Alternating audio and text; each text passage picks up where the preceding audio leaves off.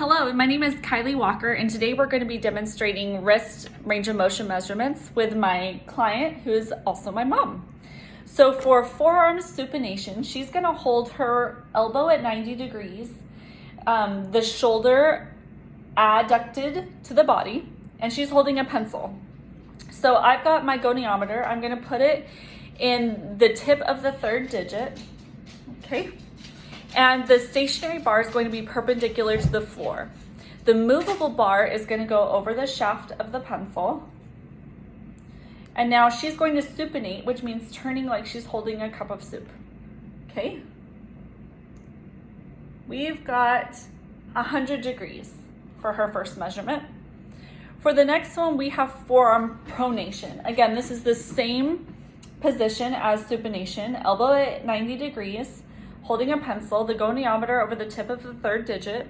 And now she's going to move in the opposite direction. So you're going to turn with your,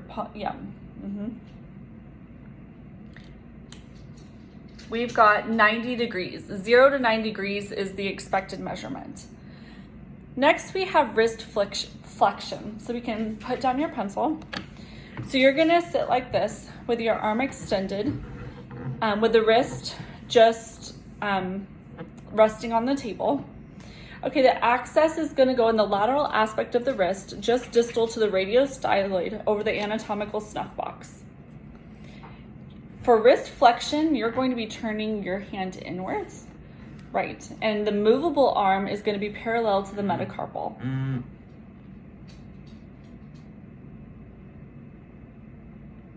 We've got 70 degrees. Typical is 0 to 80, so she's within that range. So you're going to maintain that same position, that's correct, for wrist extension.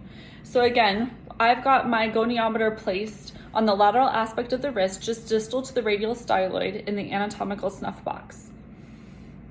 My stationary arm is going to be parallel to the radius, and my movable arm is going to be parallel to the metacarpal of the index finger. For wrist extension, Mom, you're going to move the opposite direction. That's right. So we've got 60. Typical range is 0 to 70, so she's within that range. Our next one we've got is wrist radial deviation. So you're going to have your hand flat on the table. That's right. Forearm is pronated on the table with the palm on the table. The axis is on the back of the wrist at the base of the third metacarpal, right there. Okay, the stationary arm is in the middle of the forearm, and my movable arm is going to be parallel to the third metacarpal. So we've got you all lined up. For radial deviation, you're going to move towards your thumb. Yep. We've got 25 degrees. 0 to 20 is expected. So you're going to go back now to that center position. That's right. And then we're going to move to ulnar deviation. So you're going to turn to the right. And I'm going to follow the middle of the center of the middle finger. 0 to 30 is expected, and we've got 40 here. Okay. Next, we've got finger MP flexion. So you're going to have your wrist on the side, resting like this. That's right. And now the type of goniometer shown in the textbook images, I do not have. But ideally, you would have the axis on the top middle of the MP joint. The stationary arm would be on the top of the metacarpal, and the movement arm would be on the proximal phalanx. Now you're going to bend your fingers, that's right, and the measurement would go from here to here. I'm going to estimate measuring this way since I don't have the kind of goniometer shown in the photo. And I have 60 degrees.